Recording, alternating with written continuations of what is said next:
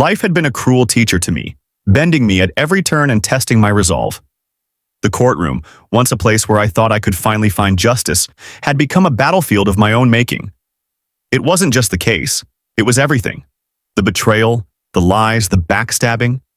But that day in the courtroom when the gavel slammed down and the judge declared me free, it wasn't just my freedom that I gained.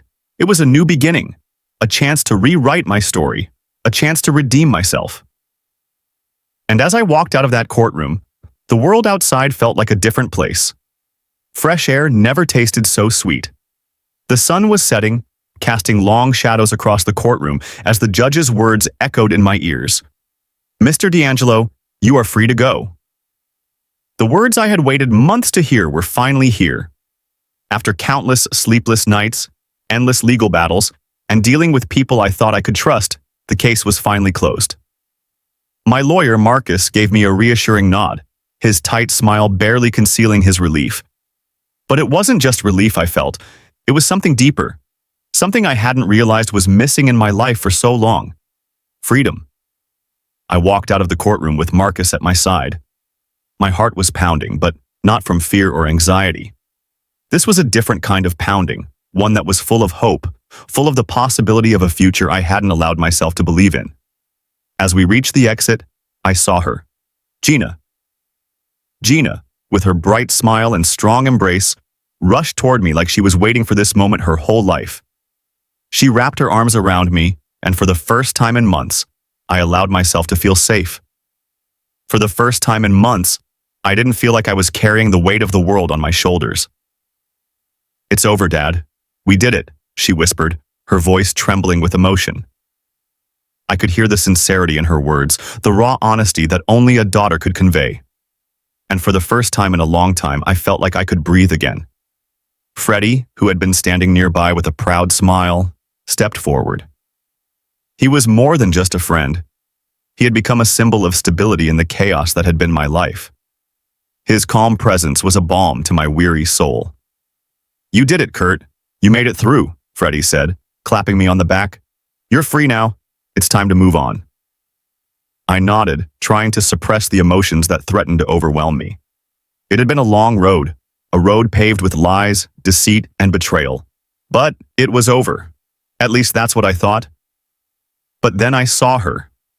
Lily. She was standing at the back of the courtroom, her arms crossed, her face contorted in a mixture of anger and disbelief. The same Lily who had once been my wife, the same woman I had trusted with everything. And now, all that was left was bitterness. $20,000? She shouted, her voice filled with venom. "That's it? You choose your new partners over me, over our family, and now you're giving them everything?" I could feel the tension in the air shift. Freddie and Gina stepped back, sensing the storm that was about to break. But I didn't flinch. I had dealt with Lily's outbursts for years. This was nothing new. "It's not about the money, Lily," I said, keeping my voice steady. "It's about doing what's right. I'm sorry you don't see that." Her eyes narrowed, and she took a step toward me. "Right? You think you can just walk away from everything we had? You think you can just throw it all away and start fresh with them?" She pointed to Gina and Freddie. "They can support you now. They're your new family. What about me?" I took a deep breath, holding my ground. "It's not like that. I'm doing what's best for me, and for Gina." Lily scoffed. "Gina? She's not even your real daughter. She's just a replacement for the one you couldn't protect." Her words stung more than I cared to admit, but I didn't let her see that. "Lily, you need to calm down. Let's talk later." But she wasn't listening. "No, I won't calm down. You left me. You abandoned me when I needed you most."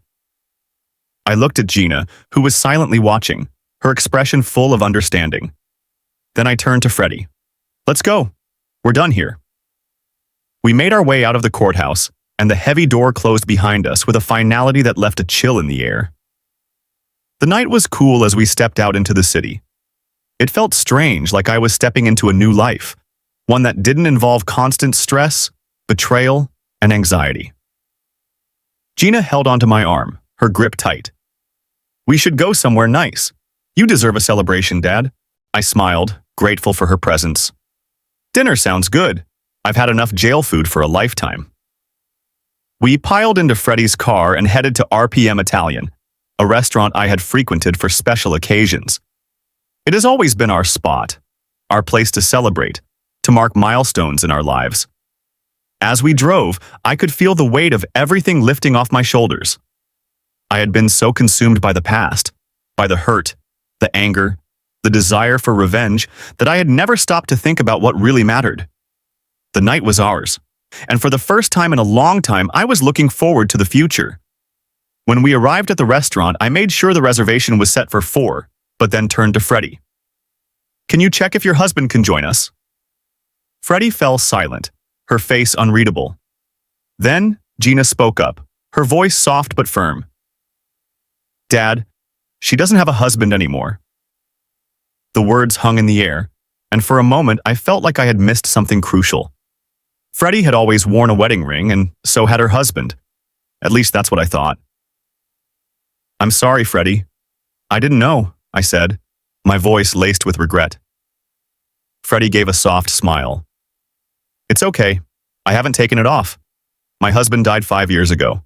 A car accident. A big rig forced him into a divider on the Eisenhower. He didn't survive."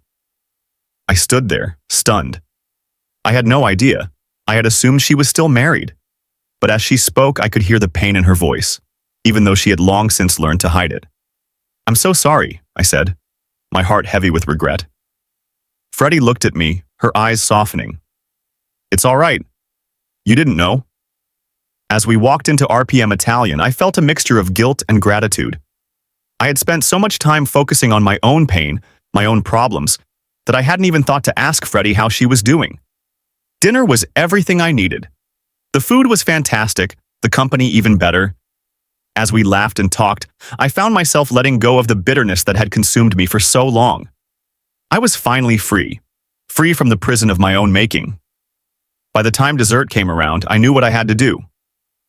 "Freddie," I began, my voice quiet but steady, "whenever you're ready, would you let me take you out on a proper date? I'll wait however long it takes, but I think I owe it to you."